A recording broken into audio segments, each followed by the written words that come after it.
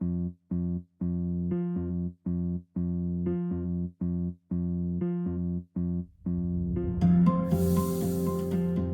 the beginning of our history, humanity has gone through a non-stop change of its worldviews. The funny thing is that all along the way, we're always convinced that now we've got it right. So today, now in the early 21st century, you'll talk to scientists who will finally admit that yes, it seems to be possible or even likely that there is intelligent life elsewhere in this universe. However, it's supposed to be impossible for them to get here or for us to get there. And really what this is simply a lack of imagination. I learned long ago never to second guess the relationship with the visitors. It is the most complex, most contradictory, most extraordinary thing that has ever happened to mankind. I don't talk about UFOs. I can't stand the term. There are no such things. We've known for years what they are. The government's important because they have the radar systems. They're in a position to collect the data. People in the national security world are dealing with the fact that this is a lie that has gone now for so long. How do you undo such a long-standing series of deceptions? I've met contactees in France, in Italy, in Switzerland. These people are telling stories that are so abnormal they could never make them up. Tall Being says, thank you for giving us your children. I want to go home. I remember them putting a needle through my optic nerve, and they were able to put something in the back of my eye. These things are apparently placed in individuals by an advanced intelligence that has a science that's far beyond our own. There was a point like 10 years ago or 12 years ago where I got to see what I call my daughter, which was an extraction of me, mingled with their genetics. I think that they may have been using me to produce hybrid offspring from the time of my first menses on throughout young adulthood. We put animals in cages. We take chimpanzees and do medical experiments on them. The justification we use, it's no longer just if somebody else uses it on us. If you're observing the evolution of a planet and you were looking at it as an experiment that you could quantify, you would try to take samples all along the evolution. And they sent a beam that hit me in the chest with 3 gold balls of energy, which was to restore my memories. And that was on a ship that was non-physical. It was more of a plasma ship. What is the effect on a person's life who's had abduction experiences all of their lives? The effects can be profound on people in ways that they don't even fully understand. It's a club that nobody wants to belong to.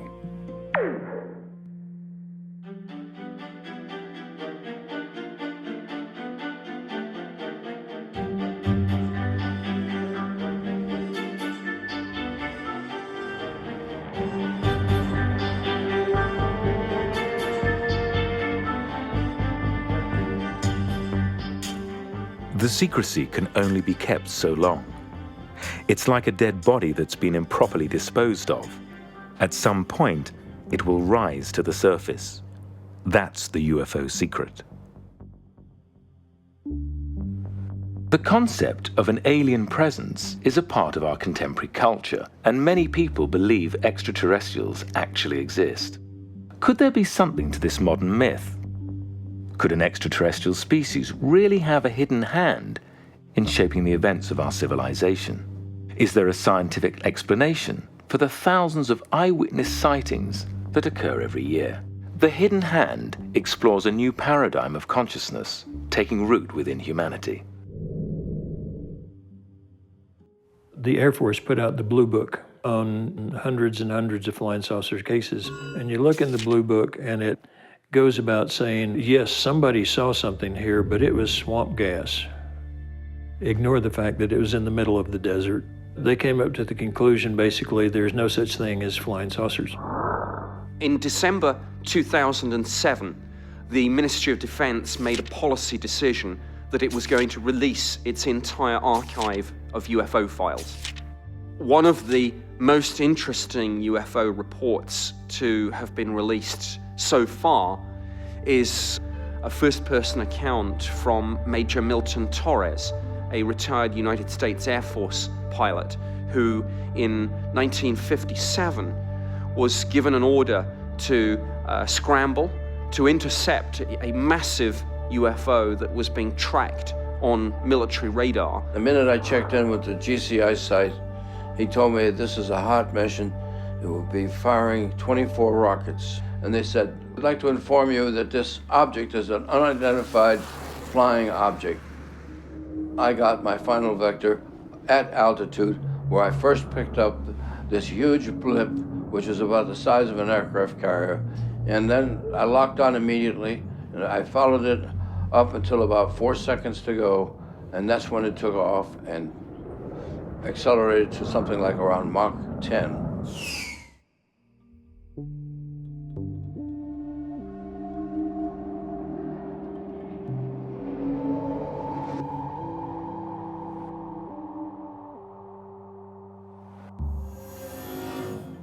The old-timers, they were there and presumably involved in the details of the Roswell experience. Only after I'd been to the moon and had become somewhat of a celebrity and came back, and they had knowledge of the Roswell incident that they were afraid to talk about because they'd been threatened by authority, and they wanted to talk about it, and they didn't want to carry their knowledge to the grave. What they said, yes, the Roswell incident was real. It was truly an alien craft. Some that had observed bodies or been a part of that said, yes, there were bodies involved. We went to the Pentagon, and eventually we had confirmed that they knew that what we were telling was true. My name is James Pennison. I was the security officer that was in charge of RAF Woodbridge security on the night of December 26, 1980.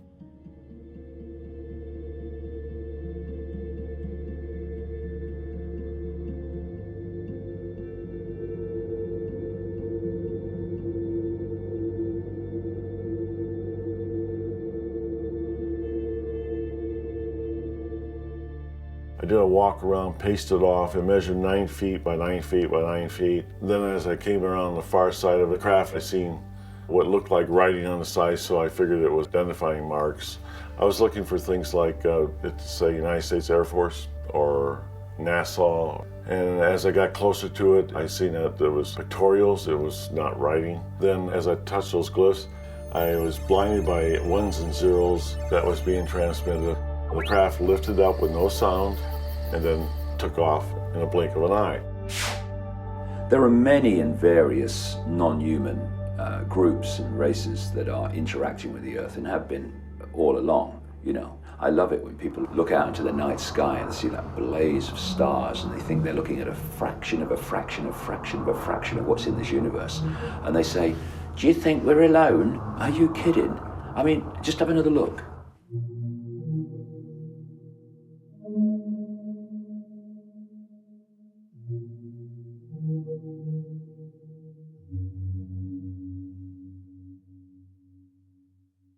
En México no existe una persecución del fenómeno. El fenómeno es visto de una manera amistosa. Si este fenómeno aparece en los Estados Unidos o en Europa, los objetos son perseguidos. Sabemos muy bien que esta presencia se incrementó de manera importante a partir de la detonación de las bombas atómicas en Hiroshima y Nagasaki. ¡Órale! Está el foquito prendido. No conozco la agenda de estos seres, pero es muy claro. Los videos son cada vez más espectaculares. Es un avión de esa madre. Y al mismo tiempo, la situación del mundo es cada vez más grave. Hay una correlación.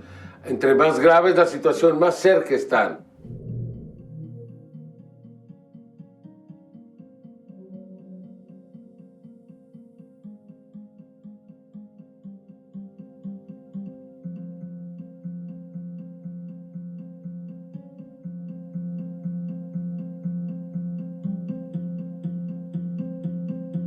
There is an overwhelming abundance of evidence in terms of documentation showing that there has been an unexplained phenomenon interacting with the militaries of this world for a very long time. That this phenomenon has been taken seriously by the highest level national security people, and that they've enveloped the topic in secrecy. They've misrepresented it to the public time and again. It's obvious that there's something important happening here with technology that, frankly, is not supposed to exist.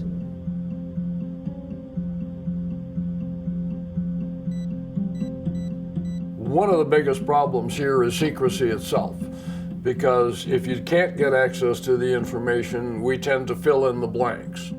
From my point of view, there is no policy of covering up UFO information or any information about ET. Basically, the government doesn't care. It was on the basis of coming to the conclusion independently and then having it confirmed by someone who had inside knowledge and who would tell me as much as he could without breaking any secrets, that I decided that the time had come to speak out. And that was when I said that UFOs were as real as the airplanes flying over your head. What is Father Funes doing, who is the chief priest of the Vatican Observatory, comes out in the Osservatore Romano saying ETs could possibly exist and they are our brothers? Everybody's getting their ducks in a row, including the Vatican, for some kind of disclosure which might be palatable to the world. I was stationed at Nellis Air Force Base outside Las Vegas, Nevada. That is the back door to the highly classified Area 51. I discovered when I was the weather observer that the U.S. Air Force had a base for extraterrestrials. That is the original dreamland. I was a professional soldier and I got an assignment to shape headquarters in Paris, France in 1963. I had a top secret clearance, and when I got there, it was upgraded to cosmic top secret. World War III was just moments away. And these damned UFOs that kept showing up all over the place, we thought they were Soviet. The Soviets for a long time thought they were us. The study in '64 concluding, no, it wasn't us, it wasn't them, it was somebody else. Well, the somebody else that they came up with is the thing that really shocked the hell out of the admirals and the generals. That's what opened my eyes to the extraterrestrial reality.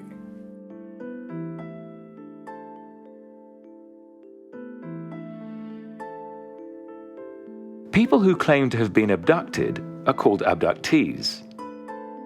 Those who claim to have friendly contact with extraterrestrials are called contactees. Those who choose not to label their experiences as either positive or negative are called experiencers. Are there really people who experience abduction or contact? Are they credible? Are they sane? Are they lying?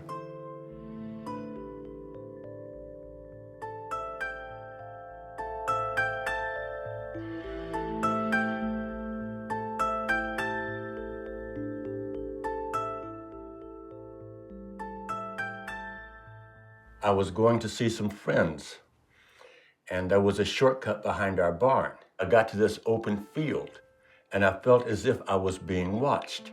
And I look at these bushes, and this head starts slowly coming up. And suddenly, I felt as if there was someone coming up from behind me. And the next thing I know is that I just kind of pass out on the ground, curled up in a ball, very, very scared, and these little guys in the blue suits were just standing around me.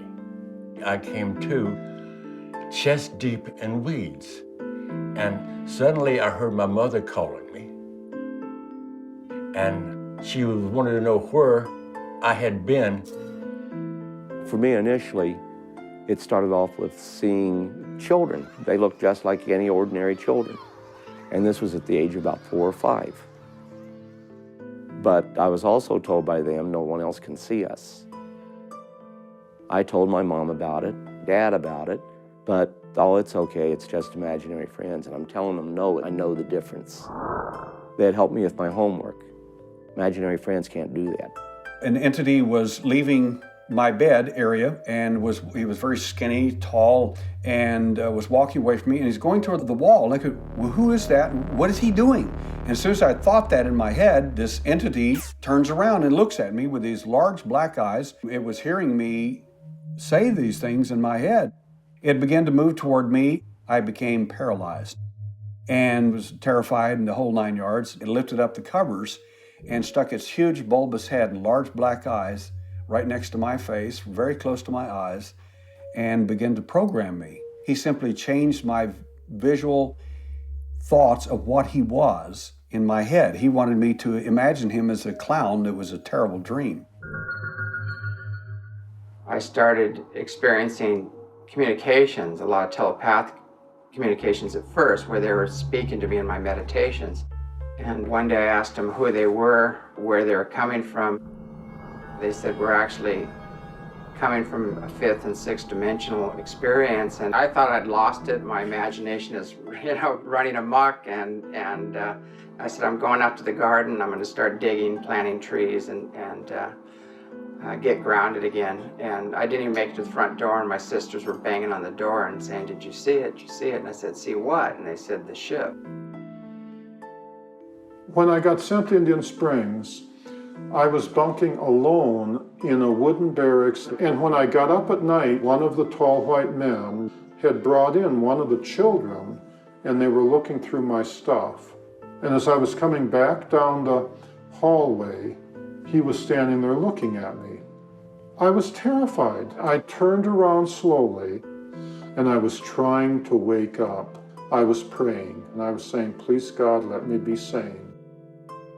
I was in my bedroom a week after my father died, and I was saying a prayer. As I finished my prayer, I looked out the window, and I looked at this disc shape, and there was an earthquake, and the house shook. And I tried to run downstairs in my living room.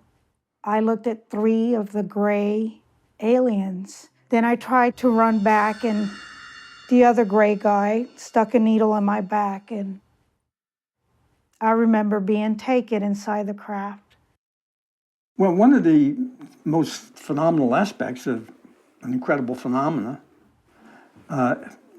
is the idea that there is so much control that the UFO occupants have of our memories, of our behavior. Why a person would recall later often has to do with another abduction experience, which is, let's say, slightly more ragged than the earlier ones. And they begin to think about this one, and they look into it. And very often a person will put all kinds of incredible things out of their mind until they hit 25 or 35 or 45, and something happens that day. And they come back with this wound on their leg, and somebody saw a UFO leaving the house, and one thing and another, and they think, what's going on here? And they look into that, and that begins to reveal the train of things that led up to that point. For hundreds of thousands, probably millions of people in this world who experience a UFO encounter, this is the most amazing experience probably of their life. And most of these people tell practically nobody about it, all right? We're dealing with this phenomenon in a completely atomized way, isolated from each other, with no broader cooperation and collaboration to deal with this. Claims that the US government has held back information about alien visitors are as old as the purported UFO crash at Roswell, New Mexico in 1947. Some officials in the military believe in the extraterrestrial presence. Why? Is there really a government cover-up? Have enormous sums of money been illegally diverted into black projects?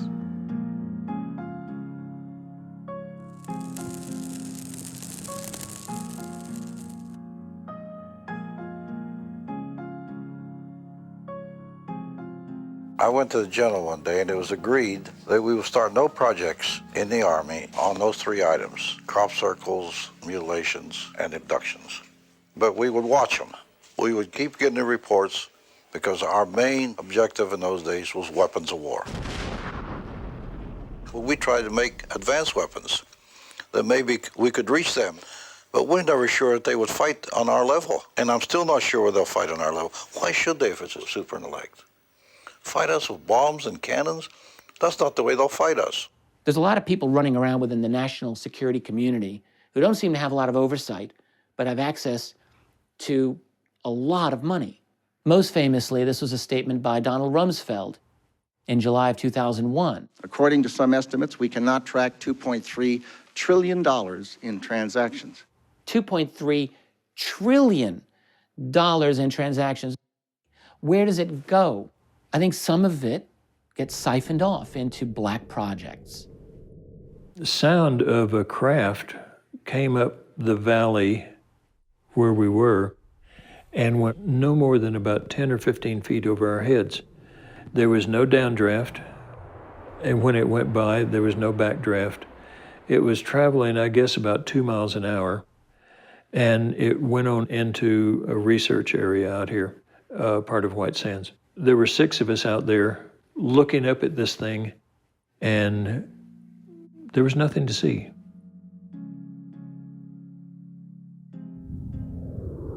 They is Majestic 12, the committee of the majority that was formed by Truman in 1947 following the crash at Roswell. And they are the powers that be over the ET technology and the reverse engineering and development of it to the robust state it's purportedly in now, which is starships, U.S. starships. Majestic got together with the Office of Naval Research and got together with Lockheed Skunk Works in the late 40s. They started taking this crash bird and figuring out how it worked. By the end of the 50s, they'd figured out how it worked. So by the 60s, they were able to replicate the technology in a Model T type style and make it fly. In the book, The Day After Roswell, Colonel Philip Corso really talks about back engineering the Roswell artifacts, that he was in charge of research and development at the Pentagon, where they took the microchip, fiber optics, night screening devices. He was given these things to give huge established companies to back engineer this material. He had huge envelopes of money used to give them. There was no paper trail for what happened. They don't really care if we know that there's aliens out there, but they very much care if we absolutely know for sure there's aliens out there, because then we know for absolutely sure that there's alternative technology out there, and this could endanger their monopolies.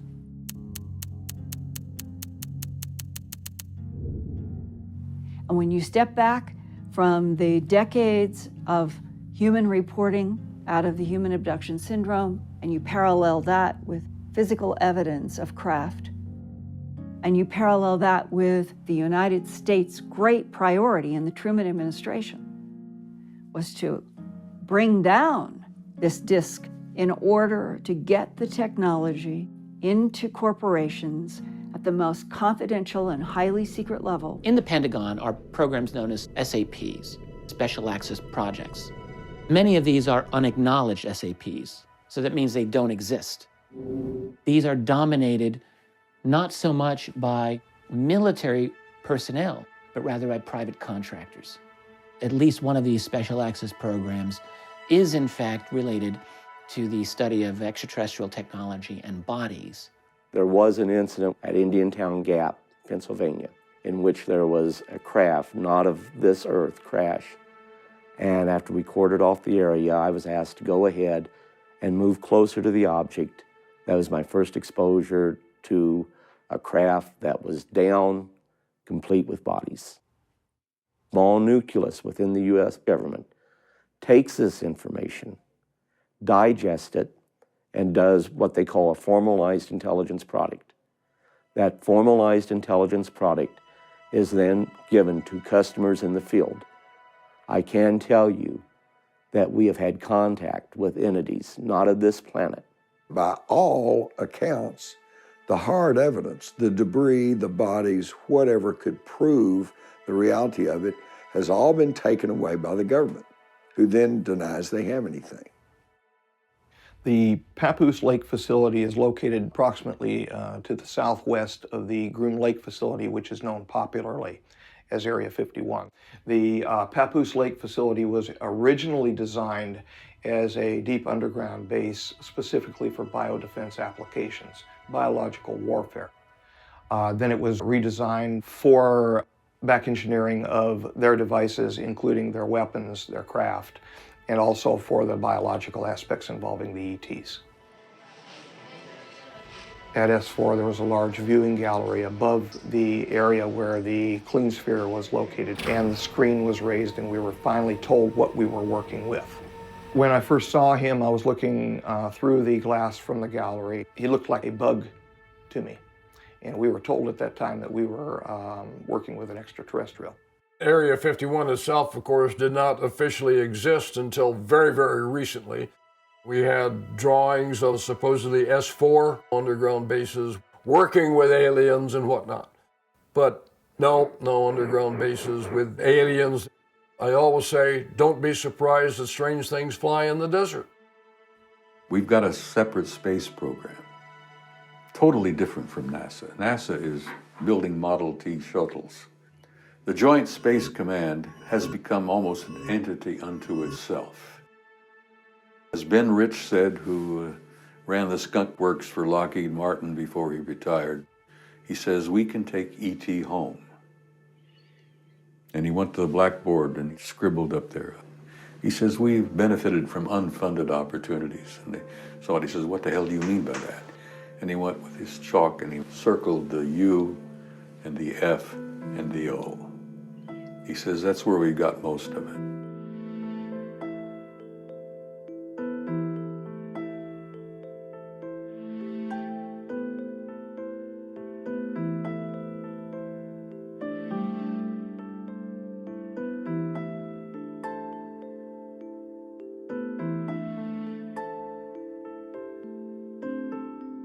Some psychologists say sleep paralysis is the reason why many people have abduction-like experiences.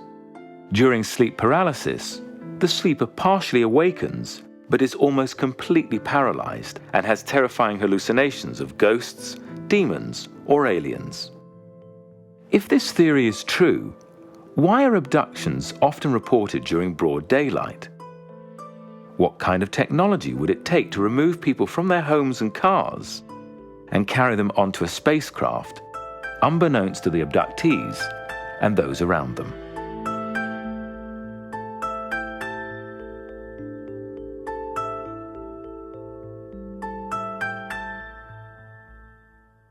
The technology is involved with coming here and getting people out of their apartments. And people claim that they go directly through windows, through walls, through ceilings, and so forth.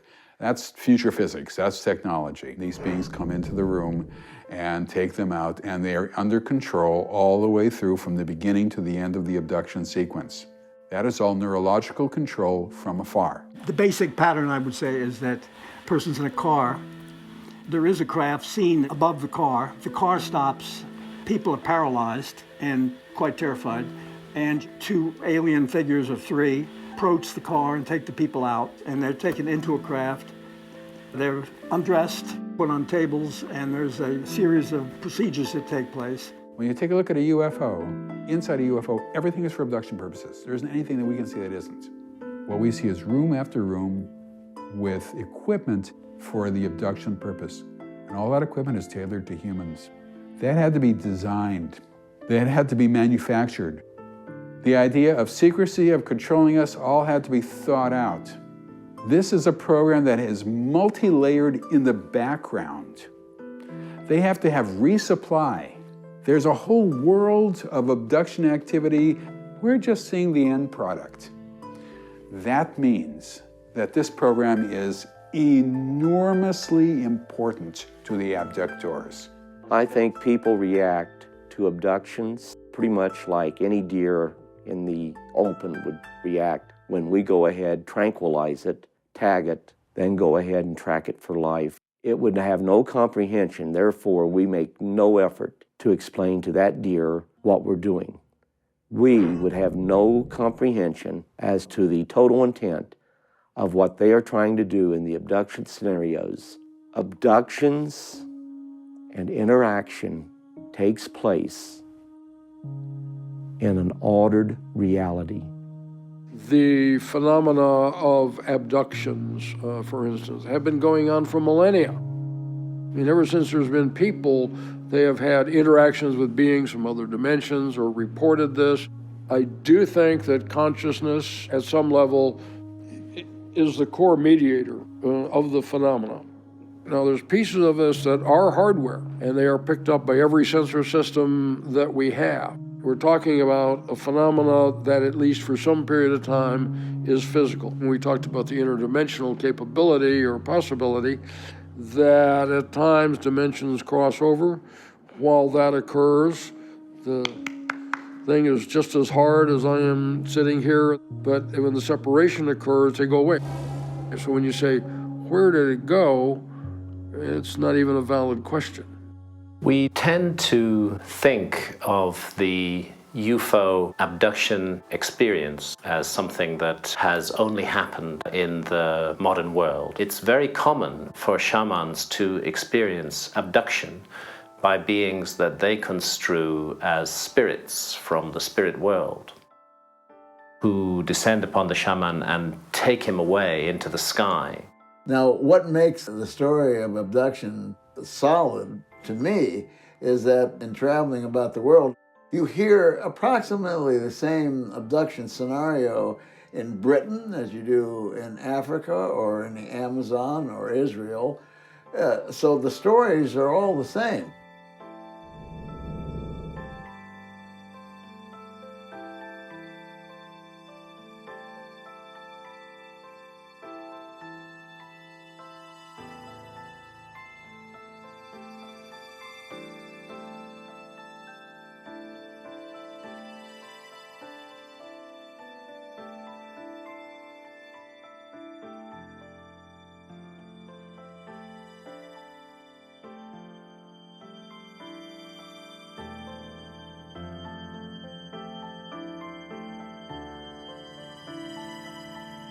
If there are such things as extraterrestrials, what do they look like? Could they resemble humans? Would we even recognize them as life forms? Will we see these beings as they really are, or project familiar earthbound images onto them in a vain attempt to understand their strangeness? By the way, there's not them and us. There's us and them and them and them and them and them. You've got the groups that are psychic and the groups that are not psychic. And within each one of those, you have those that are friendly and those that are unfriendly. The friendly psychic groups are here to help us, and they would really like to see us gain more psychic ability. The unfriendly psychic ones want us dead. These short beings with the large head and the black eyes, known as the Greys, these are associated with alien abductions in which they're performing various types of medical procedures on men and women. Procedures that have a lot to do with human reproduction. There's two types in my experience. One is the worker being.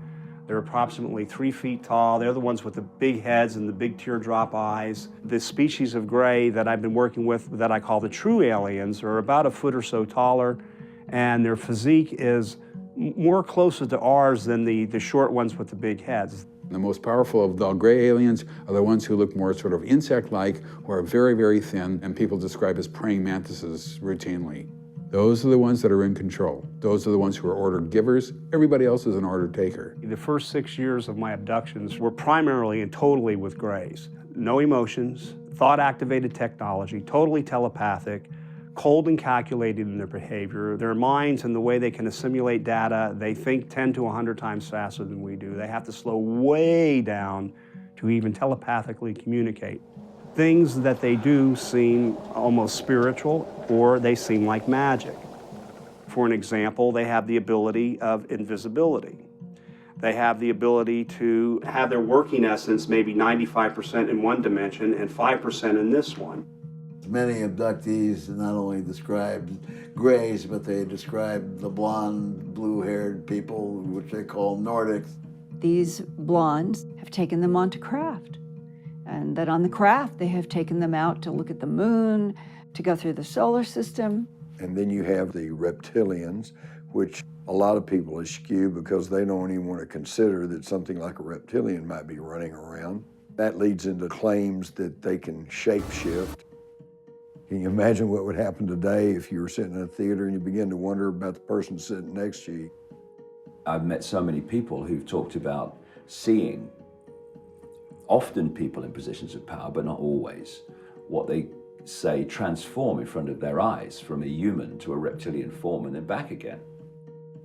His head was almost human, but this part of his face was a little bit extended. Very broad nose, small eyes, a ridge that slowly came up and went back, little scales, and yellow fading to green coming down the front of his neck. I mean, he looked like a lizard. You also had beings that were almost pure energy, almost like, for lack of a better term, living plasma. There's going to be life that we come in contact with that initially we're not even going to recognize as life. The most uplifting and unusual ones up at the upper end of the scale are called beings of light.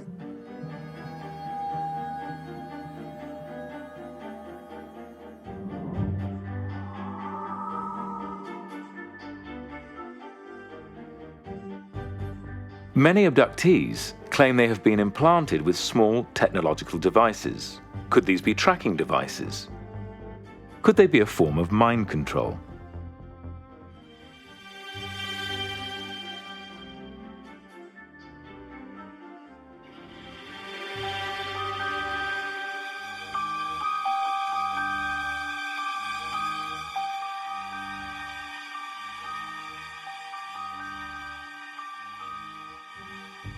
I was approached by an abduction researcher who had a set of x-rays, and in these x-rays there were some foreign bodies which he touted as alien implants, and I thought this was the funniest thing I ever heard of and turned around and literally walked away. I looked at the x-rays again and I said, well, these look like leftovers from a previous foot surgery to me. So I simply said, well, when did this person have their surgery done? And he said, well, she never had a surgery done. In August of 1995, we did the first 2 surgeries for removal of objects, and when the analysis started to come back, it was a surprise to us all, from the biology down to the metallurgy. We find that the metal is amorphous. That means that there is no atomic alignment of these crystals. How do you have iron that's amorphous and is still magnetic? The soft tissue, which makes the cocoon that houses the metal, actually, this biological tissue grows right into the core of this material. Now, there is nothing in medical science, academic science, or even black budget science that can make biological tissue grow into metal. During my first abduction experience in Rogersville, Tennessee, I came away with an implant in my left shin. It was in my leg for 34 years before I had it removed, and it took another 10 years to have it completely analyzed. It was basically silicone. One scientist said it modulated radio frequencies. If you look at it under a microscope, there's actually a pyramid on the tip and what looks like a soundtrack running down one side. Once I had it removed, I started getting sick.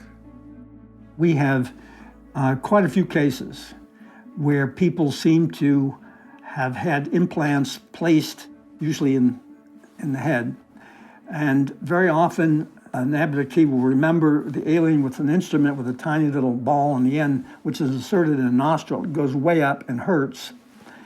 And I have some x-rays of one of these things in place in a little girl, and the neurosurgeon looked at it and said, Bud, that's a piece of metal in there, whatever that thing is. And there's no way it could get pretty much into the head without leaving a hole. We have no idea what these things are for. It could be to implant information, it could be a control device, it could be a monitoring device, it could be something we have yet to think about. Well, I do have an implant. inside of me, and I believe one is able to send messages back and forth. But I also feel like I have another implant where they're able to not only track me down, but they're able to physically paralyze me.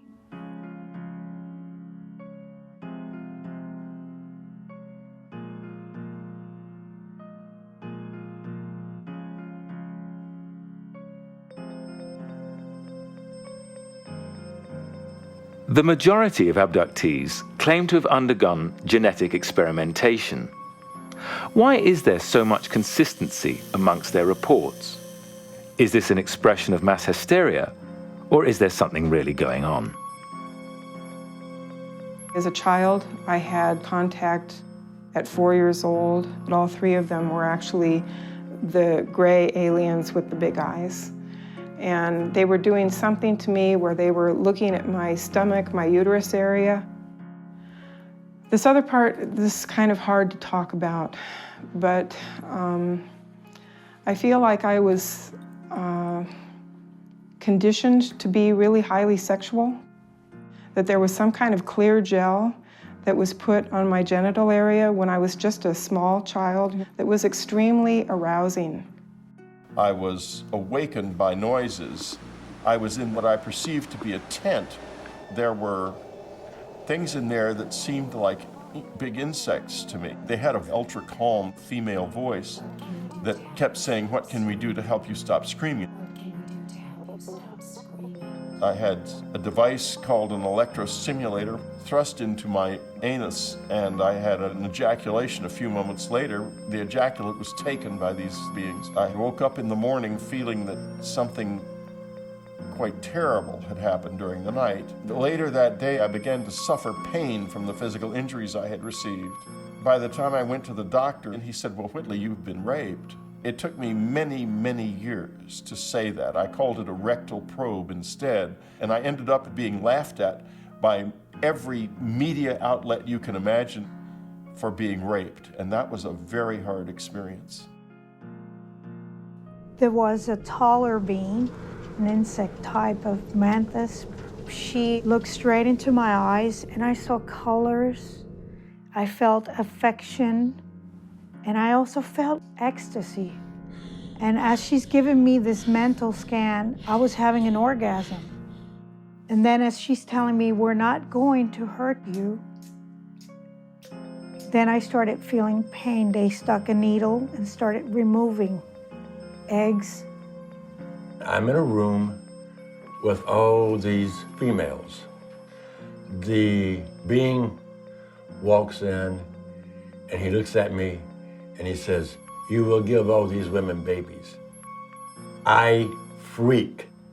I am looking at this container and I say, "I like hugging and kissing."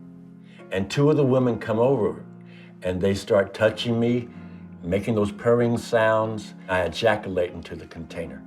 The sexual stuff was there, but definitely when they extracted semen, but primarily that was what I call screen imaging. To give you an example of what screen imaging is, and sometimes I feel sorry for some abductees thinking they're having this romantic thing. They create images in your mind when they're extracting semen or ova to lead you to believe you're having this wondrous sexual experience or you're with this very pleasant person. They had gone in with the needle through the belly button and harvested those fetuses. After my hysterectomy, the doctor commented on me having lots of adhesions. What we discovered is that eggs are taken routinely. Eggs and sperm are put together. There's some sort of genetic alteration to the zygote. It is then reimplanted in the female. After 9 to 11 weeks, the embryo is removed and it is gestated in a tank. People have claimed that they've had sexual relations with aliens.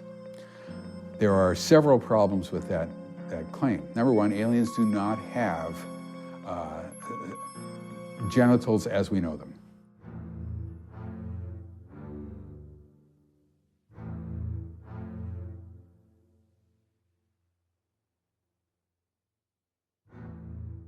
According to one theory, if there has been ET contact in your family, then every generation that follows will also be involved in the phenomenon. What if your daughter said that she was being visited by strange beings at night? Would you believe her? What if your grandmother claimed to have had extraterrestrial contact all her life? Would you commit her?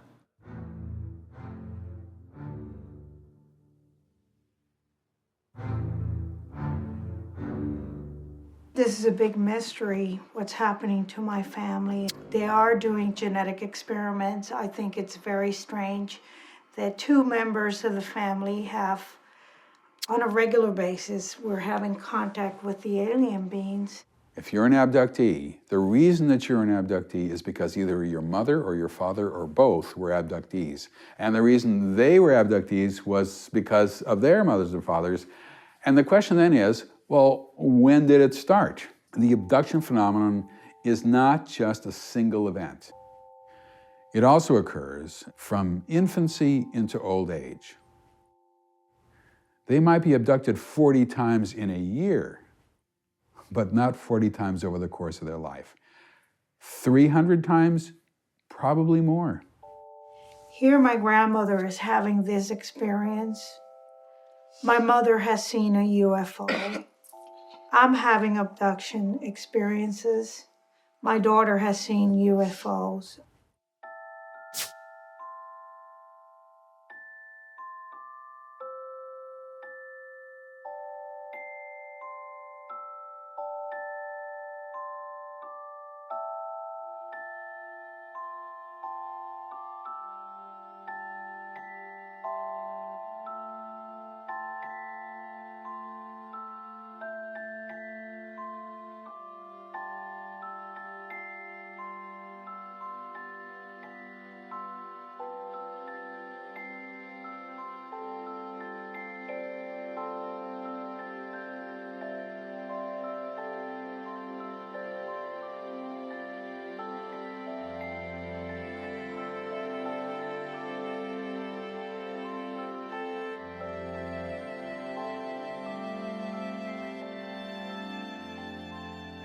It is clear that many abductees have suffered some form of trauma.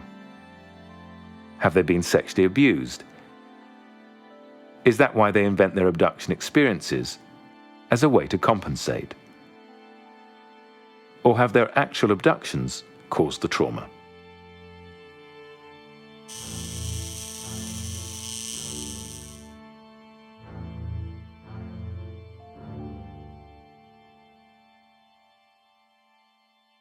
When someone comes to me, they're coming to me because they are troubled about some time missing, or they can't sleep, they can't function in their daily lives. Why can't I remember the 1 or 2 hours? It shouldn't have taken me that long to get home. Listening to the radio as I drive out of Albuquerque. A lot of lightning everywhere. It's raining really hard. There's a mile marker 205.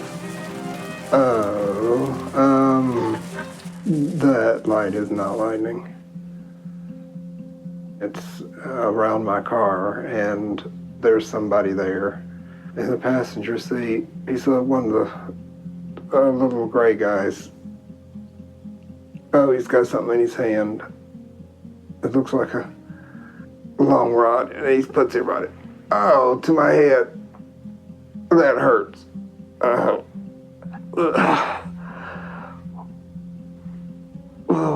I'm not driving anymore. The car's going somewhere. It's not on the road. It's not on the road. It's not on the road. What I've discovered is that when people remember it under hypnosis, it scares people to death. It is so frightening, it's awful. The effects can be profound on people in ways that they don't even fully understand. Sleep deprivation is one. Being afraid to have kids is another one. A lot of the abductees seem to have a lower sense of self-esteem because they are so powerless all the time in these sequences. It's a club that nobody wants to belong to. There were certain things that all of them shared. One was they had a lot of trouble with relationships, of trust. They had a lot of distrust of their own bodies, and they had problems with sexuality. Many people have this fear they're never going to see their family again, they're going to be killed, you name it. Now, the trauma remains, even though the cause of the trauma may have been blocked by the UFO occupants and the kind of control they have of memory. Yeah, UFO abductees are completely sane. Anybody who argues that the UFO abduction experience is a function of some kind of mental illness have no idea what they're talking about. These are thoroughly grounded people who are having deeply traumatic and unexplained experiences. John Mack, the late professor of psychiatry at Harvard University, concluded whatever we're dealing with here, we're not dealing with some kind of madness. Those individuals may be suffering from something more like post-traumatic shock. Many people experience a spiritual awakening as a result of their extraterrestrial contact. Is this wishful thinking on their part, or have they really expanded their consciousness?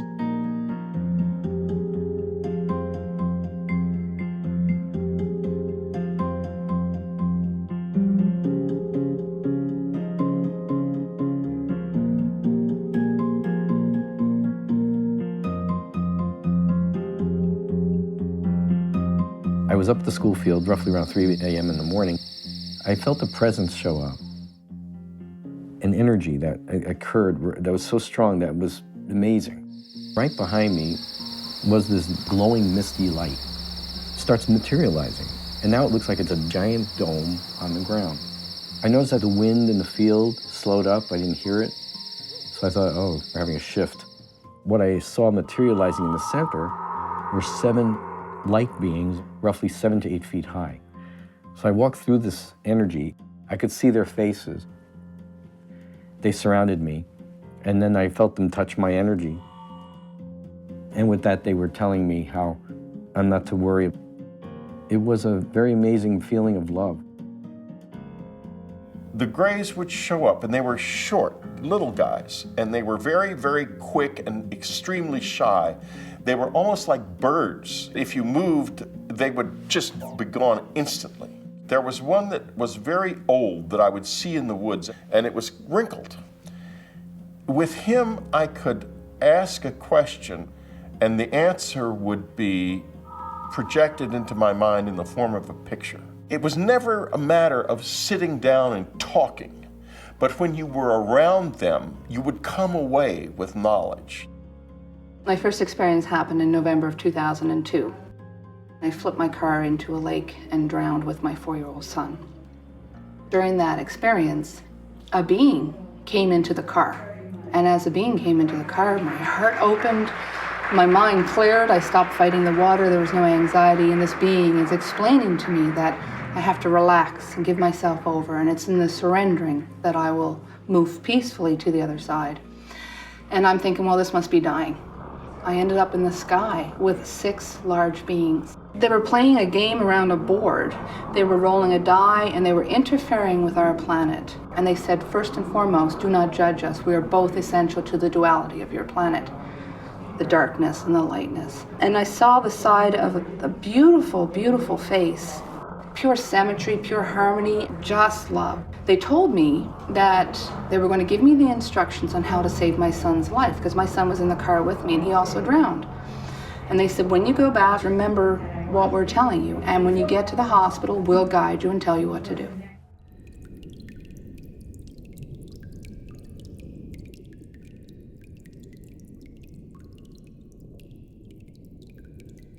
So I get to the hospital after the whole accident, and the doctors are telling me, my son is so dead. Please let us unplug him. And these beings come, and they're in my ear now.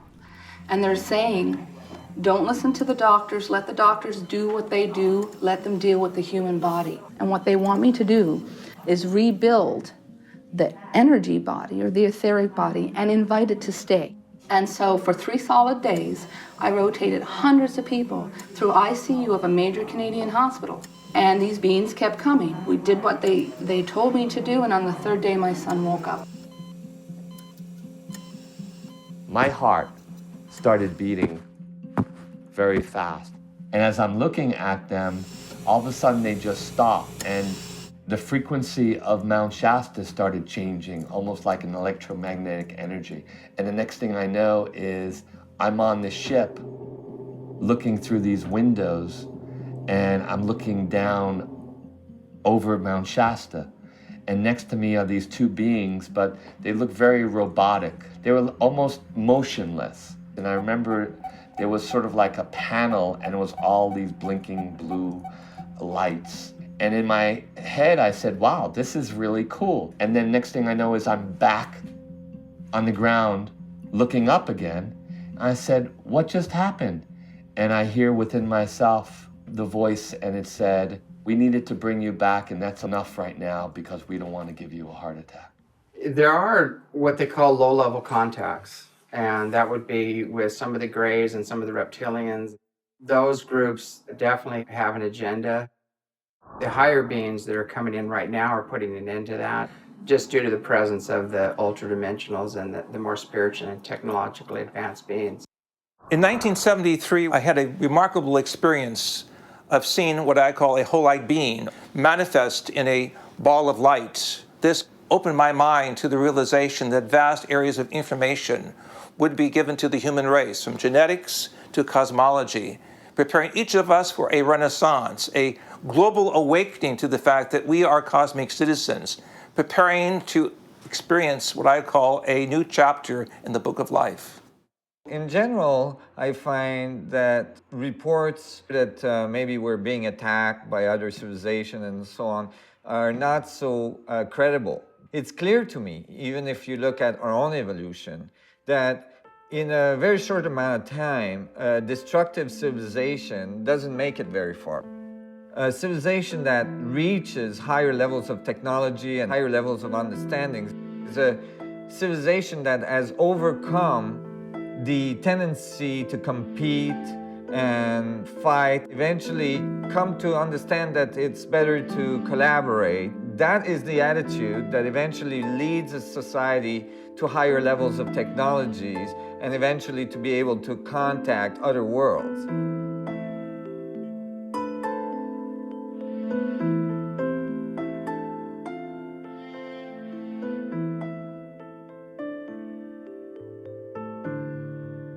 Many abductees and contactees feel ridiculed and unacknowledged by society. Some of them have formed support groups in order to exchange ideas and experiences. I roll over, and there are these three gray beings standing there over me. And I mean, it's immediate terror it's as if you know at that moment you have a soul and these beings could eat your soul. It was this haze going around me. And I looked up and I saw the whole block was halfway filled with a ship. And it had these concentric circles under it, all around it like that. The next thing I know, I'm on the ship. Here I was, 12, 13 years old. Coming over the building was this little wobbling circular object. So when I went to school the next day in the schoolyard, I said, last night I saw what is called a flying saucer. Oh, and then they start coming around me. Next day, that happens again. More kids come around, smaller kids. So before we knew it, there were a lot of kids around me. Or have you seen the little green men? What planet are they from? And I said, no. And then I saw another object which flew out of the sky, stopped like it was a meteor, stopped, slowed down, and gently moved off. And I told them about it. Before I knew it, the principal said, come into my office. You're causing a disruption here. And flying saucers do not exist. He said, you're suspended from school. The school psychologist instructed my parents to get rid of all my astronomy books, my telescope, and that all had to go into the garbage.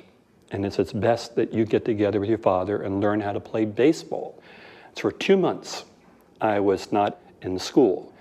And so it had a profound impact on my life. When I went to school, I was called the Martian by the kids. I was the weirdo.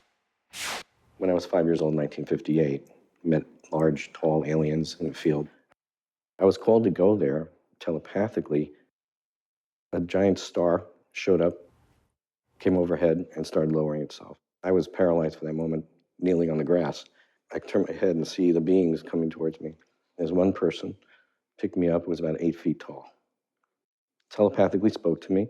I felt I was part of the family. And from that point on, that's what it's always felt like. My mother told me to go into my sister's room. So as I walk into the room, there are 3 silhouettes. Then they jumped up as if I scared them because it was like he can see us. And they started running around the room very fast. They converged on the window, and their window goes, it turns completely black. And it's like, all of a sudden, I'm looking down a long black hole, and I grab hold to the side of the bed because it feels like if I let go, I'm going to be sucked into that hole behind him, and it just goes back up. And I do what I normally did. After any type of weirdness, I just walked into the kitchen and said, Mother, how come when I walked into Teresa's room, there was little black men in there, and when they ran through the window disappeared and turned all black, and I thought I was going to be sucked through the window. But then all of a sudden it went away, and then the window was normal again. And my mother just looked at me, as she always does, and says, that's nice. Don't tell your father.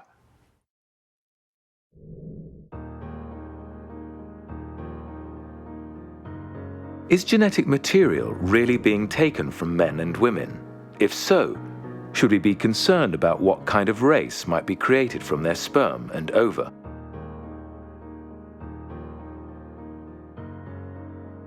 They put him in my arms, and he continues to cry, crying.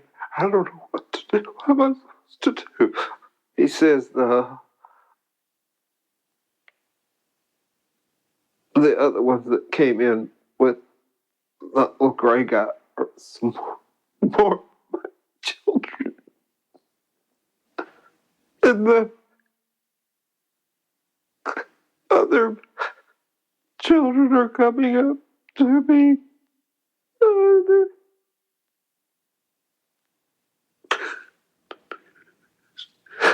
Touching my hand. I think that they may have been using me to produce hybrid offspring from the time of my first menses on throughout young adulthood and middle adulthood. Whenever I got near a doctor during my fertile childbearing years, they'd ask, are you pregnant? Your uterus is enlarged.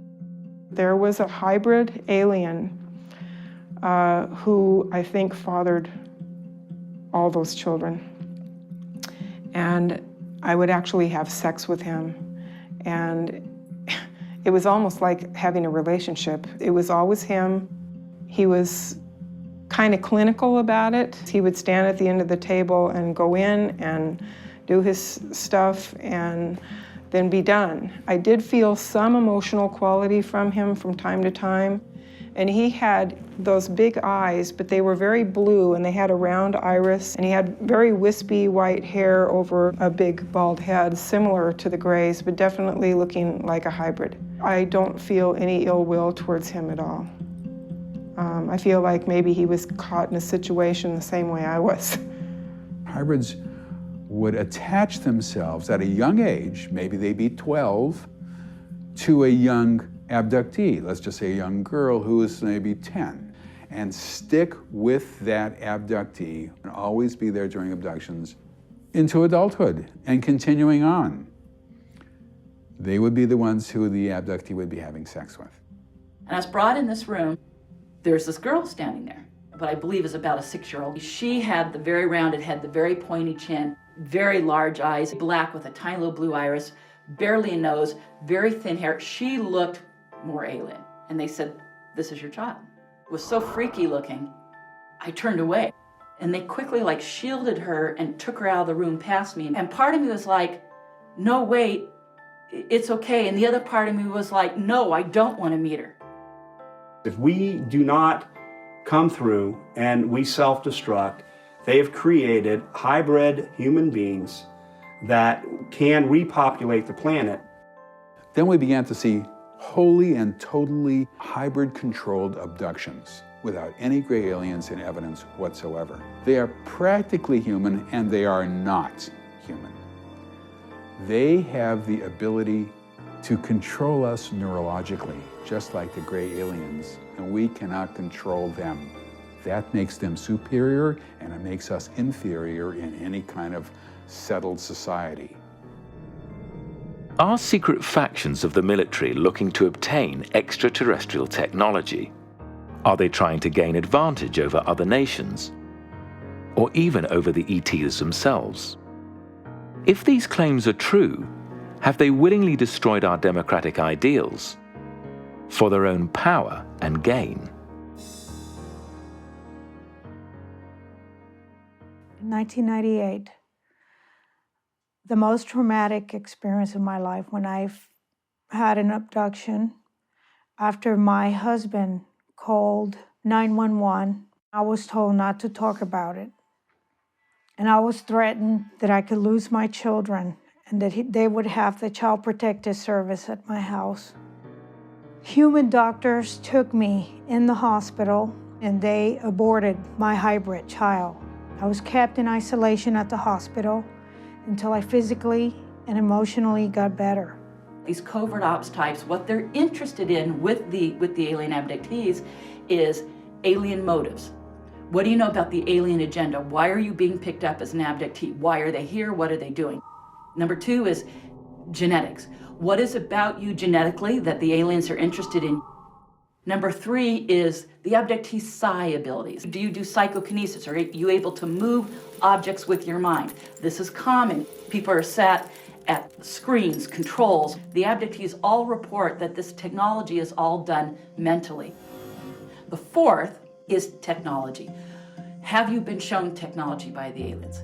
Have you had hands-on? Have you flown or navigated a ship? Have you been shown the propulsion system? Have you been shown any weapons? I was a radar operator who worked on surface-to-air missile and anti-aircraft artillery radar. And when we came to January of 1980, I realized I had no memory of that period of time.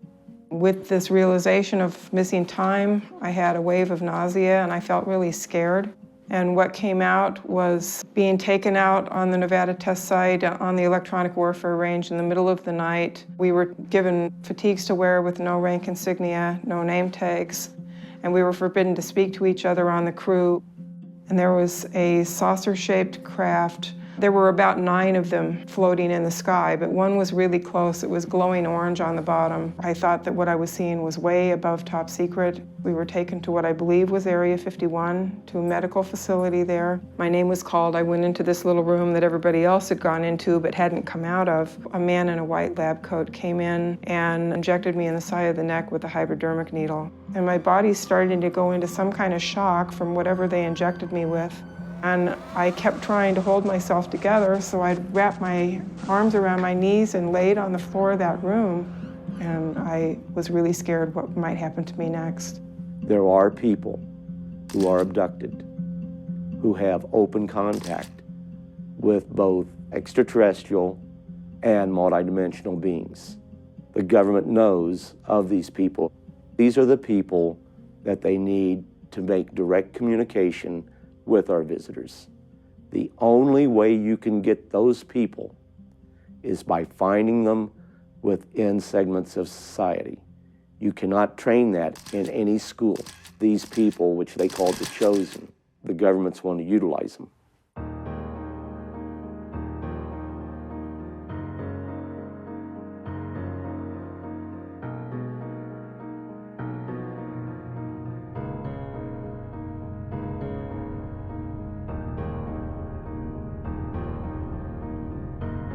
If the extraterrestrial presence is indeed real, how should our governments interact with these beings?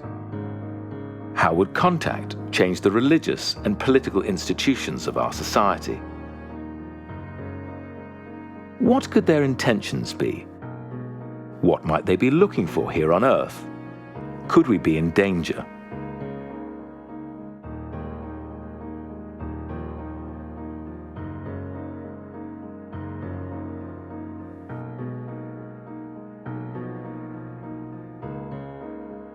Let's talk about exopolitics.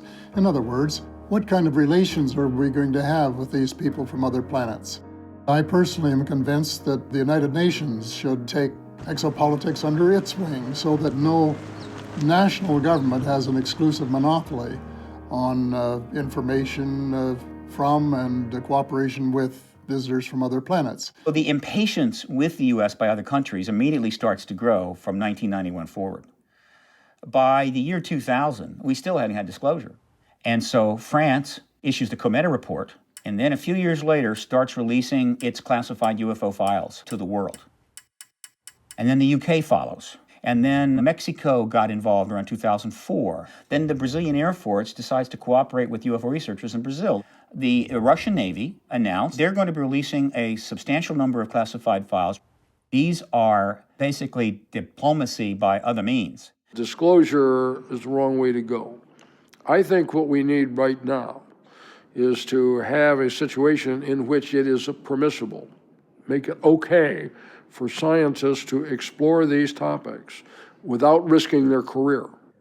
If we look for the differences in sentient beings, then we can justify anything to their captivity, to their torture, to their being killed for purposes of scientific advancement. We never think about them having a social structure or having a personal life. And I really honestly thought that by now, a decade into the 21st century, that the governments would have come clean.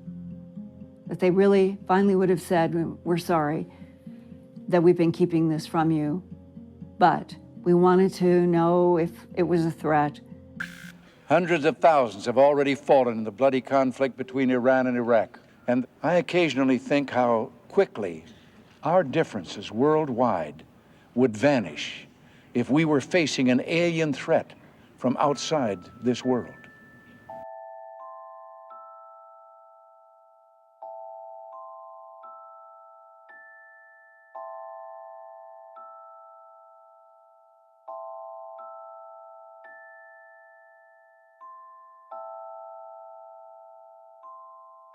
Is it our destiny to go to the stars, to remain successful as a species? Will we become better predators, or will we learn to love even those creatures who are strange and frightening to us? Perhaps we will reach not only distant galaxies, but explore higher dimensions of reality.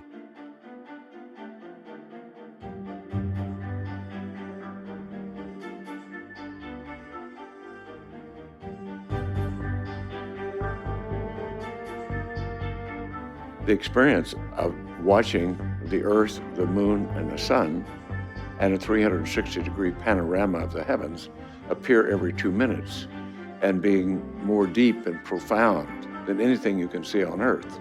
It was suddenly an emotional experience of experiencing viscerally a sense of oneness with all that I could see.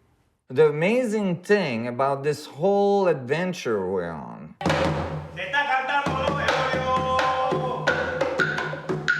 imagine the richness of the information that's present in all of the cultures on our planet. And imagine all these cultures entering the galactic community, and every one of these civilizations that reach that level, how much they bring to the galactic community. That is invaluable. So we are reaching that moment, I believe. The human race has got to go to the stars and go out and take our rightful place out there. And that is our destiny. It's a favorable future where this race will endure and survive.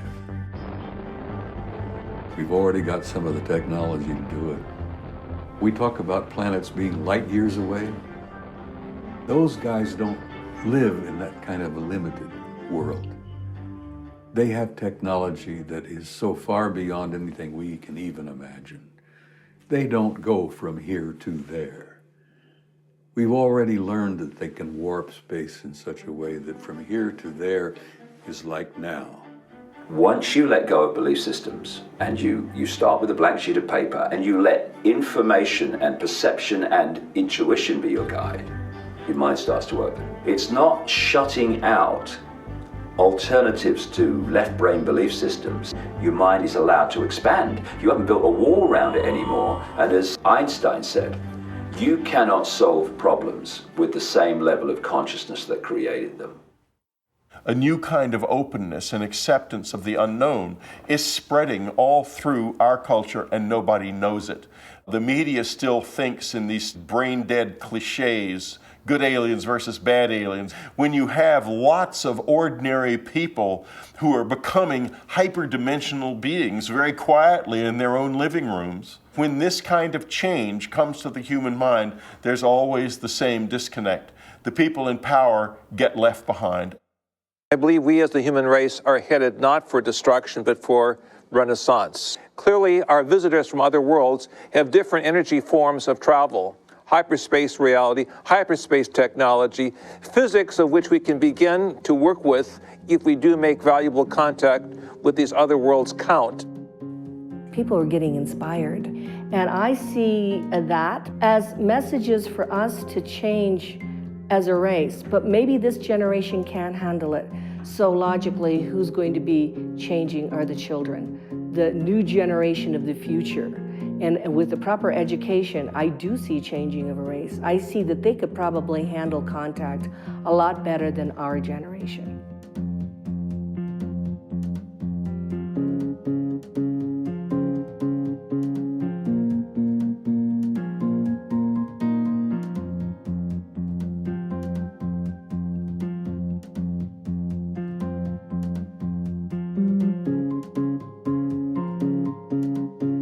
Since the much publicized saucer crash at Roswell, New Mexico in 1947, our cultural openness to contact with extraterrestrial life has grown exponentially.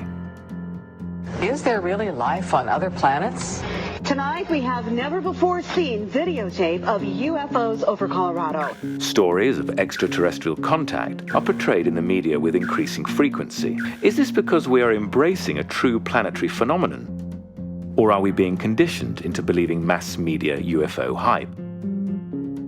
Are the sources in the sky secret military craft or ships from other dimensions?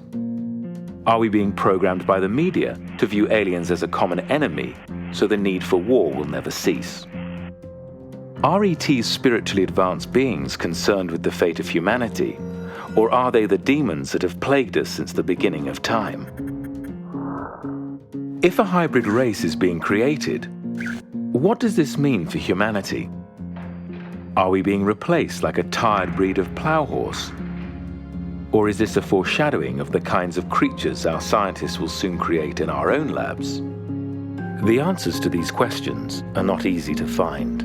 Neither the secret government nor the ETs are forthcoming. So much is shrouded behind veils of national security. At some point, the secrecy will be lifted. At some point, this will all come to light.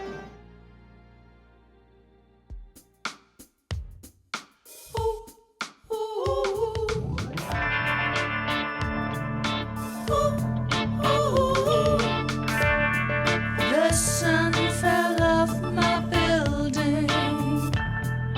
The moon was tugged aside. A spaceship hovered overhead. Its lights were flashing, and as I dreamed in black and white, the moon showed its other side.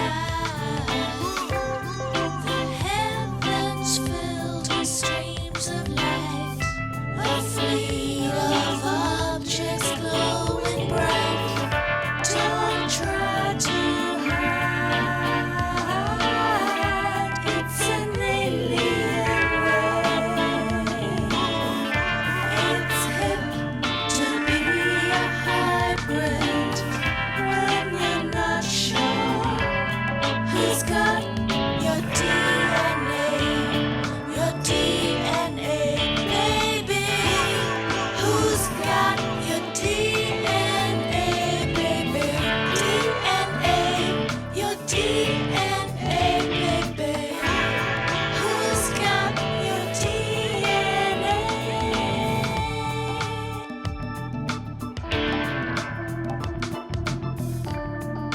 Can you even remotely view what's changing lives? If you think back to Roswell, space engineering.